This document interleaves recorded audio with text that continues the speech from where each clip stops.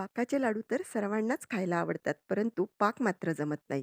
आजचा हा व्हिडिओ पाक कसा बनवायचा आणि तुम्ही पहिल्यांदा जरी पाक बनवत असाल तरीही या पद्धतीने जर तुम्ही पाक बनविला ना, तर अजिबात तुमचा लाडू कडक होणार नाही, तर छान सॉफ्ट पेढ्यासारखे लाडू बनतील.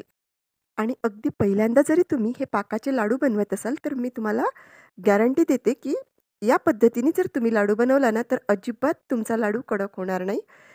सॉफ्ट आणि एकदम दाणेदार बनेल. चला तर मग लगेच रेसिपीला सुरुवात करूया. अर्थातच आजची रेसिपी भरपूर टिप्ससह असेल. काळजीपूर्वक शेवटपर्यंत व्हिडिओ बघा. म्हणजे तुमचा लाडूसुद्धा अजिबात बिघडणार नाही. चला तर मग लगेच रेसिपीला सुरुवात करूया. तर असे हे लाडू तयार करण्यासाठी आपण गॅसवरती एक कढई ठेवून घेतली आणि त्यानंतर कुठलंही एक मेजरमेंट घ्यायचं. जसं आता मी इथे एक पेला घेतला, तर या पेल्याने आता आपण एक पेलावरून रवा घ्यायचा आणि रवा इथे बारीक घ्यायचा. जर तुमच्याकडे जाड रवा असेल तर थोडासा मिक्सरमधून फिरवून घ्यायचा. तर असं इथे आता आपण एक पेलावरून रवा घेतलेला आहे. अगदी परफेक्ट मेजरमेंटनी आज आपण हे रवा बेसनचे लाडू बनवणार आहोत. आणि इथे तुम्ही बघू शकता अर्धा कप भरून मी तूप घेतलेलं आहे. आता यामधून 1 चमचा भरून तूप यामध्ये घालून घेते.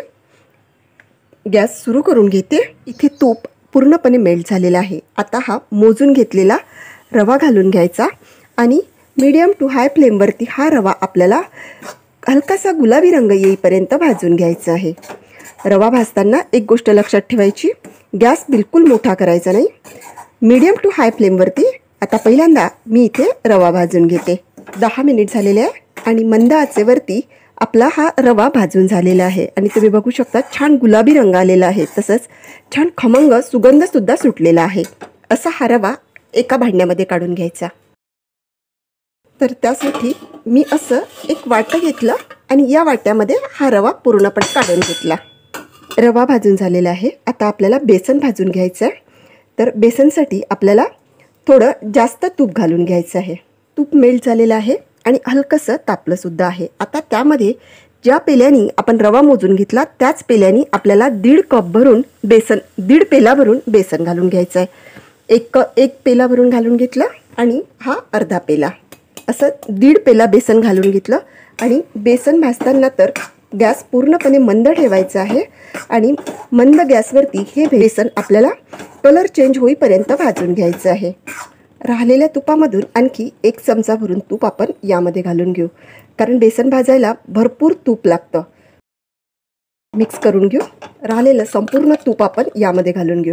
तुम्ही बघू शकता व्हिडिओमध्ये जेवढं मी तूप घातलेलं आहे ना, तेवढं तूप आपल्याला बेसन भाजताना घालायचं आहे. जसं जसं आपण बेसन भाजत जाऊ ना, तसं तसं या बेसनाला तूप सुटत जातं. त्यामुळे असं गडेदार असेल एवढं तूप घालून घ्यायचं आणि मंद आचेवरती आता हे बेसन आपल्याला भाजून घ्यायचं आहे. 10 मिनिट झालेले आहे. अजूनही आपलं बेसन भाजलं गेलेलं नाही आहे पूर्णपणे, परंतु तुम्ही बघू शकता आपल्या या बेसनाला छान तूप सुटलेलं आहे. आणखी तूप आपल्या या बेसनाला सुटेल आणि बघा 20 मिनटं आपला हे बेसन भाजायला लागलेले आहे आणि छान गुलाबी रंग आपल्या या बेसनाला आलेला आहे. आता व्हिडिओमध्ये जरी थोडासा पिवळसर दिसत असला तरीही ॲक्च्युअलीमध्ये मात्र हा मस्त गुलाबी रंग या बेसनाला आलेला आहे आणि छान खमंग सुगंध सुटलेला आहे. आता गॅस मी पूर्णपणे बंद करून घेतला आणि आता हे बेसनसुद्धा आपण ज्या बाऊलमध्ये रवा काढून घेतला आहे त्याच बाऊलमध्ये काढून घेऊ. रवा आणि बेसन भाजून झालेलं आहे. आता यासाठी लागणारा आपण पाक तयार करून घेऊ. पाक तयार करण्यासाठी गॅसवरती एक पातेलं ठेवून घेतलं आणि त्यामध्ये आपण ज्या पेल्याने आपण रवा मोजून घेतला त्याच पेल्याने आपण साखर घालून घेऊ. 1 पेला भरून साखर घालून घेतली. आणखी आपण इथे अर्धा पेला भरून साखर घालून घेतली. अर्धा पेला पाणी घालून घ्यायचं. गॅस सुरू करून घेतलेला आहे.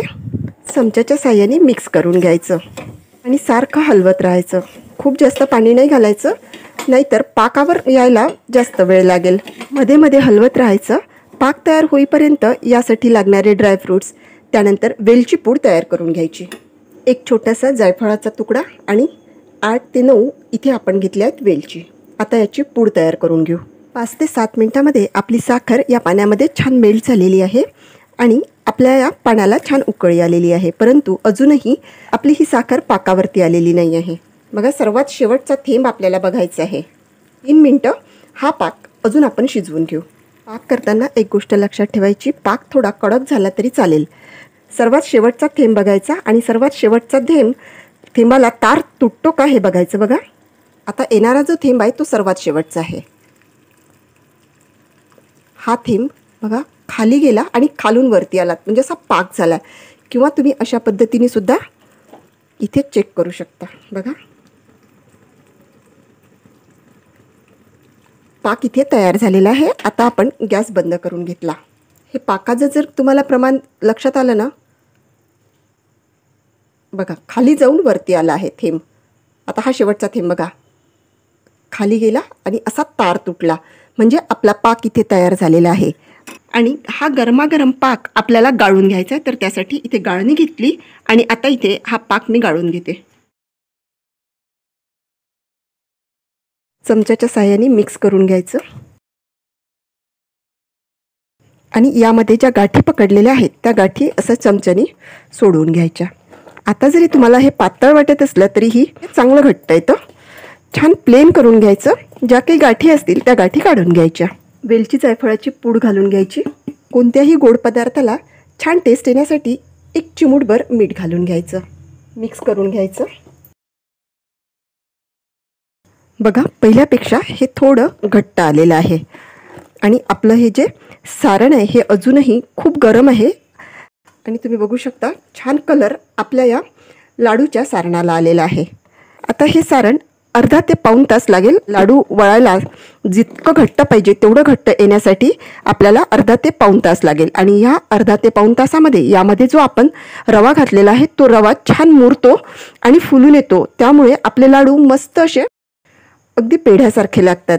ना यामध्ये मी खवा घातला ना काही घातलं तरीही हे लाडू खायला अतिशय टेस्टी लागतात. अर्धा तास झालेला आहे आणि बघा इथे आपलं हे लाडूचं सारण आता पूर्णपणे थंड झालेलं आहे, परंतु थोडंसं रवाळ झालेलं आहे. त्यामुळे काय करते मी, एक पोहे खायच्या चमच्याने फक्त 2 चमचे भरून दूध घालते. खूप जास्त दूध नाही घालायचं. मिक्स करून घेते.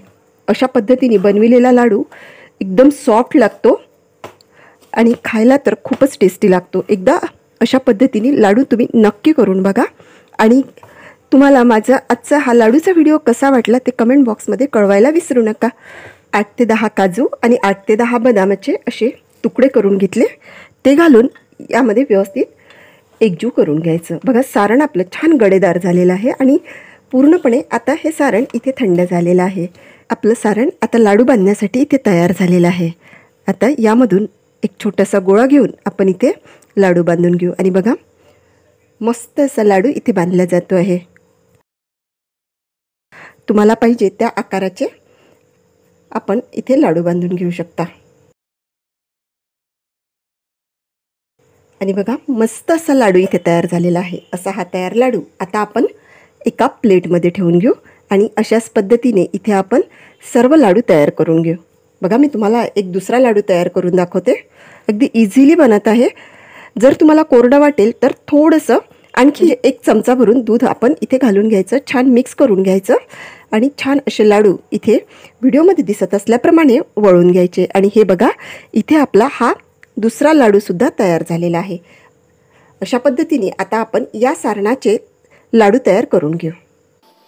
एवढ्या सारणापासून अंदाजे मध्यम आकाराचे 40 ते 42 लाडू इथे तयार झालेले आहेत आणि अगदी पेढ्याप्रमाणे लाडू बनतो. एकदा नक्की करून बघा. लाडू करताना आपल्याला इथे एक गोष्ट लक्षात ठेवायची आहे की सुरुवातीला पाक आपल्याला घट्ट करायचा आहे आणि त्यानंतर अर्ध्या तासाने जसं जसं सारण घट्ट येतं ना तसं तसं त्यामध्ये कोमट थोडं थोडं दूध घालून ते सारण आपल्याला असं एकदम सॉफ्ट असं करून घ्यायचं आहे. म्हणजे आपला जो लाडू आहे ना तो छान सॉफ्ट बनेल.